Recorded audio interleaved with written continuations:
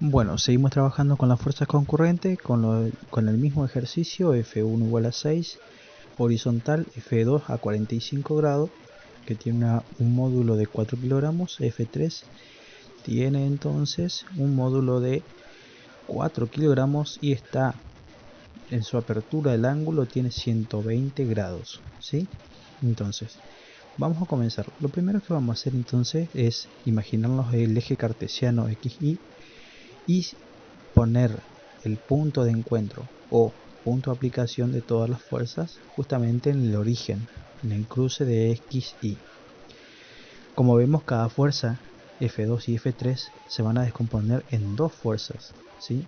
Fx, 2, Fxy, F3y, F3x, y vemos que F1 en este caso, ¿sí?, solamente inciden en el eje X con una magnitud de 6 kilogramos. Bien, modificamos acá, es justamente eje horizontal, eje X. Bien, es un método analítico que nos permite calcular a través de fórmula que yo la hice a través de Excel. Tengo la fórmula, tengo las magnitudes, las operaciones. Una vez hecha la fórmula, simplemente voy agregando los datos correspondientes, módulo y ángulo.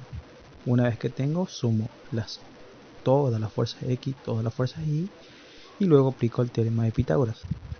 Bien, de ahí limpio otra vez el eje cartesiano y tengo que graficar justamente esa sumatoria de fuerzas X y sumatorias de fuerzas en Y. Dibujo el eje cartesiano nuevamente, así el programa me permite cierta exactitud, que me toma los decimales correspondientes. Tengamos en cuenta que los decimales generalmente son más de 3 dígitos, pero nosotros tomamos solamente 2. Eje X, eje Y.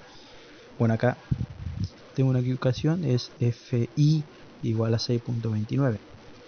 Una vez que tenemos, marcamos, dibujamos la cabeza del vector y retomamos un poquito el concepto del paralelogramo. Si trazamos líneas paralelas a fuerzas perpendiculares, me va a formar o un cuadrado o un rectángulo. En este caso, un rectángulo. Entonces, una vez que tenemos, vamos creando, ¿sí?